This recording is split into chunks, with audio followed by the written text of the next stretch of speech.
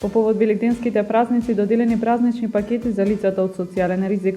Дел од пакетите беа доставени во студентскиот дом Никола Карев, каде ова категорија луѓе користат услуги, а дел во црквата Света Богородица Каменско за верниците. Се интензивираат активностите за изградба на првата вија ферата во Националниот парк Галичица. Станува збор за комплетно нов производ во туристичката понуда на Охрид. Неопходно е зголемување на опфатот со МРП вакцината. Министерството за здравство и УНИЦЕФ почнуваат кампања за да се укаже на ефикасноста на редовните вакцини за деца.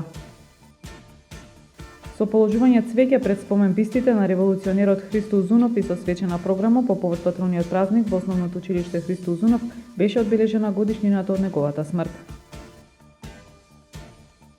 Времето утре промилево облачно со температура во интервал од 6 до 18 степени. Следете една минута вести на Охрид Нјуз.